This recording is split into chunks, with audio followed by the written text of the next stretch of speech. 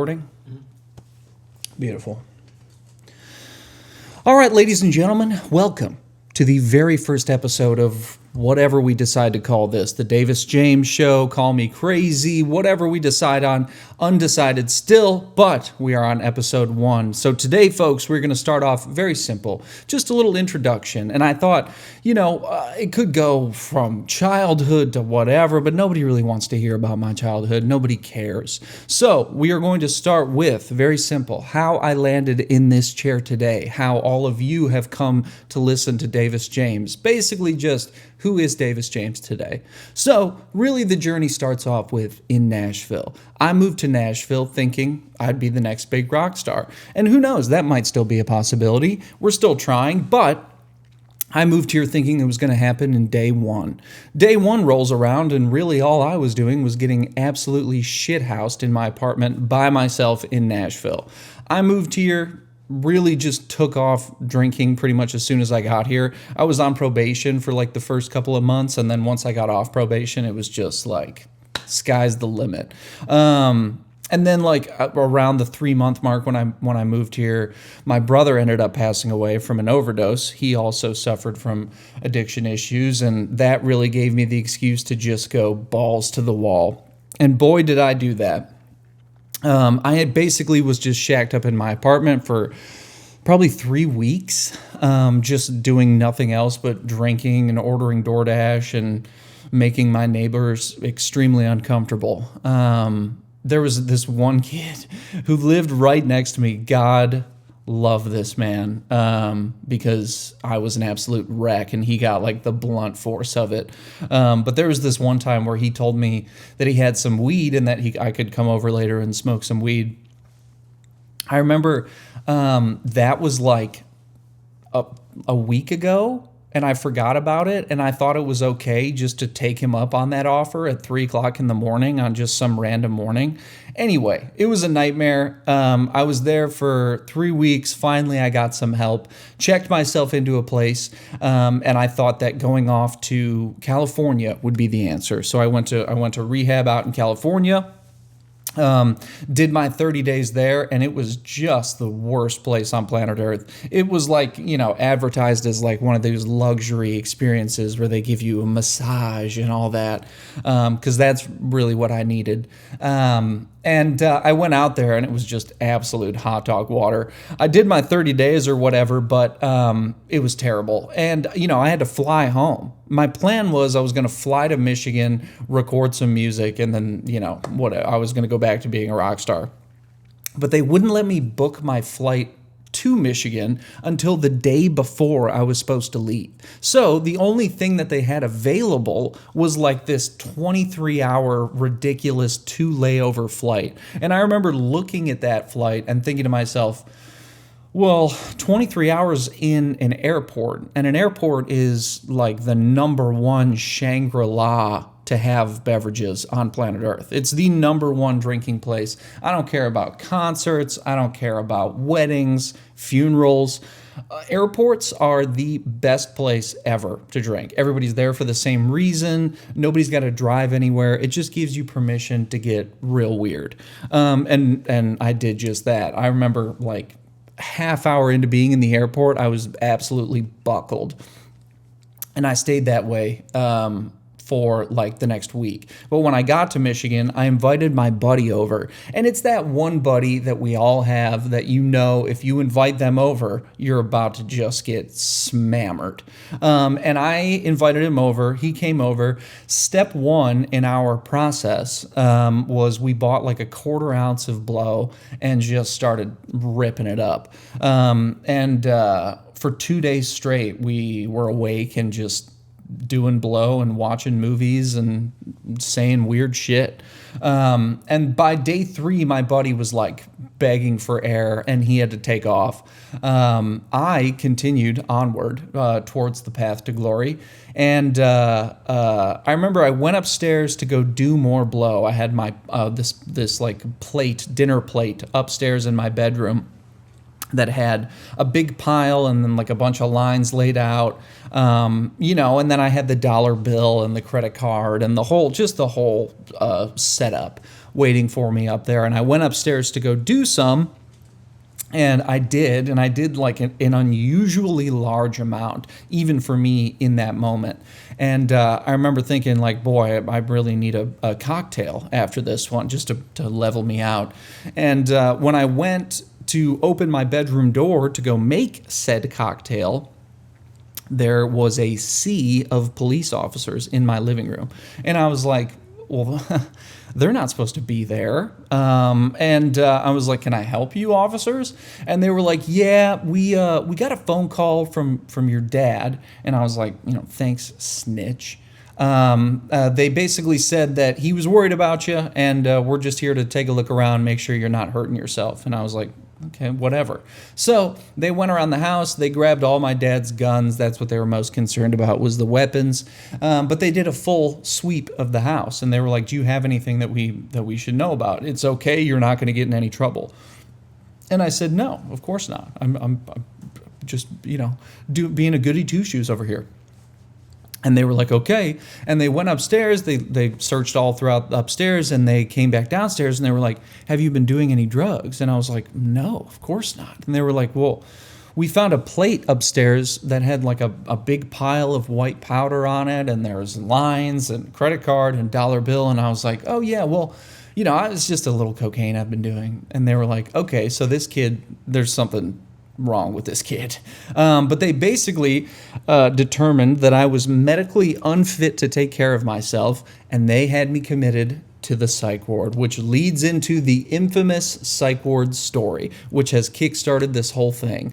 And I'm not going to go into the full story because I think, about 17 million of you are well aware of that story. But what I will go into is the aftermath, which I think most people who watch that story, I got the most amount of comments I got were like, well, then what? So basically, after I got home from escaping the psych ward, the whole point, if you'll recall, was that I wanted to make a cocktail. So I got home, and you better be damn sure I made that cocktail. And I made that drink, and I remember just sitting in my dad's chair being like, what the hell was that? Like, who were those people? What just happened? I couldn't believe it. Because everything was just totally normal. And then I got taken for a roller coaster ride.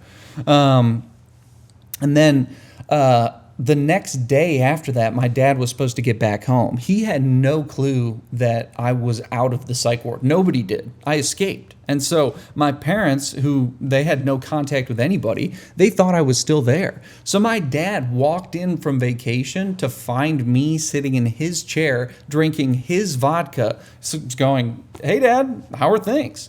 That was really when he was like, okay, my son's got some stuff going on. But it was after that moment that my dad was like, you got to get the fuck out of my house, and made me come back to Nashville, which is where I went back to that detox, the same one I went to the very first time, with a brand new plan. I had it figured out, folks. I was going to do this detox and then go straight into sober living. And I was going to get a job and be a normal human being and do all the good things and blah, blah, blah. So I finished my detox and I went into this sober living. Little did I know that I was entering into Ronald McDonald's fun house, and that this sober living was my worst nightmare. Basically, they had my 6'2", 185-pound ass on the top bunk of a wire-framed bunk bed, in which there were two of in the room. So there were four of us living in one bedroom, shoulder to shoulder. Literally no room for almost our stuff, let alone our person. It was just not working out. On top of that, the dude that was on the bottom bunk, I was on the top bunk. Dude that was on the bottom bunk, nice guy, pretty aggressively overweight, and also would just go to town on himself in the middle of the night. And fully expect nobody to think that he was doing just that. But I'm talking laptop open, over the ear headphones on, moving the bed in syncopation with the movements of his hand, and expecting me to think, well, he's probably asleep, But this guy would just do this every single night. And it was like Chinese water torture, except it was Chinese. Yeah, we're just going to leave it at that. But one night I'm sitting there moving back and forth solemnly to the rhythm of this gentleman going to town on himself. And I just had enough. I had enough. I gave up. And I still was paying for this apartment in downtown Nashville. So I just said, good morrow, good sir. And I left this gentleman quite literally with his dick in his hand and took off at like 3 o'clock in the morning and went back to my apartment. I was working at Trader Joe's at the time. Funny enough, I think I do hold the world record for shortest employment at Trader Joe's. It was about 3 weeks, one paycheck, and they fired me. But I was living in this apartment after I had absconded from the sober living, working at Trader Joe's. Literally day one of moving back into my apartment, I was working at Trader Joe's, and I picked up like a 6-pack of beer, drank all of it, ate a bunch of mushrooms, and just went off. And for the next like 3 days, I did that, went to work, did that, went to work. Then one day, I was supposed to go hike this waterfall with a buddy of mine, and also that morning, I was supposed to audition for a heavy metal band. I woke up aggressively hungover, drank like 2 tall boys off rip just to, keep the shakes away for the audition. Did not get the role as the lead singer. Big shocker there. And then went to the hike. Hiked the waterfall, took a bunch of mushrooms while I was on there, came back from the hike, picked up a couple of tall boys from the gas station and walked back to my apartment. By the time I got back to my apartment, walking from the gas station, I had already turned around to go back and get more because I was just like, we're going after it today. And then after I finished those that I drank, I determined, I've checked myself out of sober living. I'm living in this apartment, working as a cashier at Trader Joe's, really just killing it in life, doing all the good things. And so I told myself that I deserved a staycation, that I was doing so well in life that I deserved this. And so I left my apartment, checked into a 5-star hotel in downtown Nashville on a credit card that I had just recently managed to pay completely off, and I had just a fresh balance waiting to just be plundered. And I plundered it. Checked into the hotel.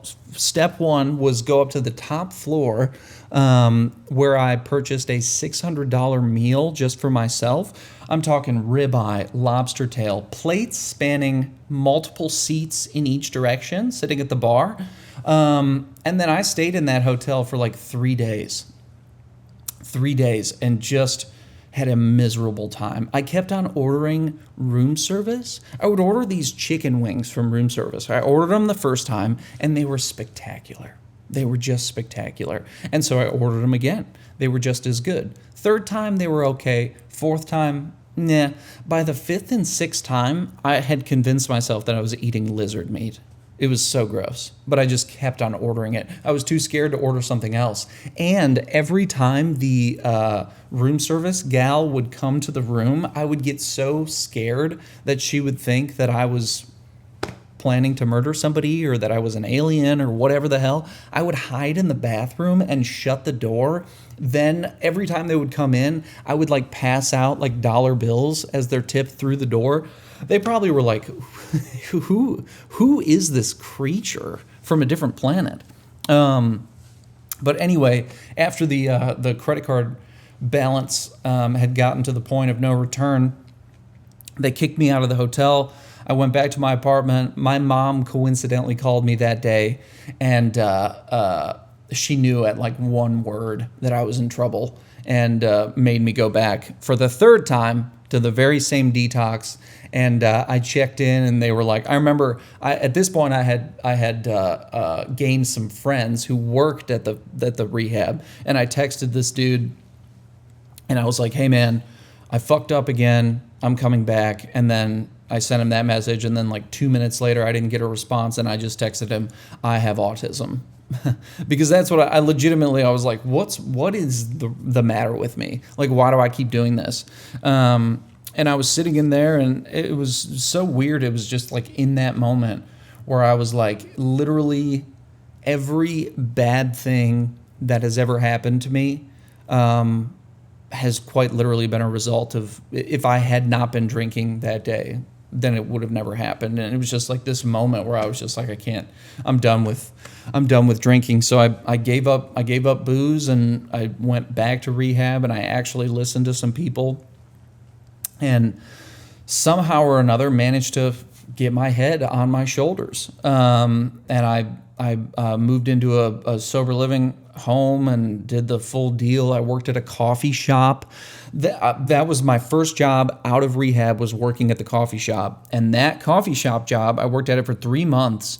And one day I went in there, and I was having like the worst day on planet Earth, just like doom and gloom, the world's out to get me, putting the worst energy out into the universe, just like emanating it out into the world. And I closed up the shop that day. It was my day to lock the doors and turn everything off. I did all that stuff, went home, went to bed. 4 o'clock in the morning, 3 o'clock in the morning rolls around. Coffee shop burns to the ground. Okay. What's God trying to tell me with that? And immediately I thought, like, what did I not turn off? Did I forget something, or was it literally just my energy burning the place down? I don't know what it was. They said it was an electrical fire. I don't know what it actually was, but all that being said, the moment that I found out that it burned to the ground, I looked, and there was a text message from the manager at the detox that I used to frequent as a customer, offering me a job to work there. And so I took it, and I worked there for 2 years doing various different things. And one day, it was actually a moment with my mother, where I was like trying to do the music thing and post on social media. And I was getting so frustrated posting on social media, like so many of us do. And this is about a year ago. And I had like signed a contract with this artist development team, where basically they help you with posting, and they tell you what to do, because I didn't know what to post. You know what I mean? I don't know. I'm like right at that cusp of being too old to know what's popular, and being too young to just totally be able to shut it out. So I was sort of caught in the middle, and I hired these people to help me out, and they were helping, but nothing was really working, and I was just getting frustrated. And I called my mom, and I was like, Mom, I need you to get me out of this contract. I'm done. And she was like, okay, I'll take a look at it for you.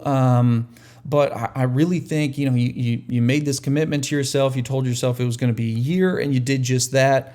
You're almost there. You're so close. Just finish it out. And I was like, whatever, Mom. And I hung up the phone. The very next day, I posted the video, the psych ward video, that now has like 17 million views. And it quite literally changed my life. And from there, I followed that same formula, and I posted every single day, multiple times a day, and I built an audience of people who I don't really know. I think some people here are here for the sobriety stuff, the non-drinking stuff. I think some people are here just for the crazy stories. But what started off as just like a fun thing that was cool and exciting, I've hopefully turned into something that I would like to continue with for the rest of my life. I think I've always been an entertainer. I've always loved entertaining people. My dad is an entertainer. He's a radio personality, a famous radio personality in Detroit. He retired. So that's what landed me in this seat. All that concentrated 3-year period is what took me from directionless kid who can sing and has got some stuff to say to the person who's sitting in this chair in front of the microphone in front of you today. And so all that kind of leads me to what is this? show and what would I like for it to turn into going forward. I think what I've learned from my videos on social media is that the people have connected with just the pure craziness of the story. I think a lot of people like to hear people's dirty laundry. I think it's interesting. I'm certainly guilty of it.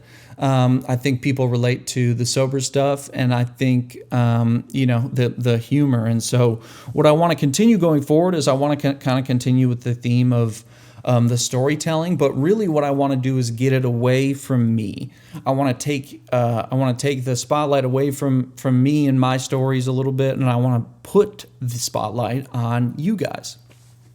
I want to hear from you. I want to hear more of your stories. I get messages every day from people telling me some new crazy story, or just how my story was so similar to theirs, or whatever. But I get the sense that I'm craving, that people are craving more connection, and they want to get a little bit more interactive with my content. And so that's what I want to do. I want to hear from you guys. I want you to send me a story in my DMs on Instagram, or if you want to, send me a voice memo of you telling the story, and I can either play that on the show, or I can just tell it in my voice if you don't want to be if you don't want to have your voice on the internet, which is fine too. So that's what we're doing, folks. This is the Davis James Show, or whatever it is. I'll keep telling stories about myself, but I want to hear from you. I'm really excited about it. I think this is going to be a lot of fun, and I can't wait to hear from you guys. And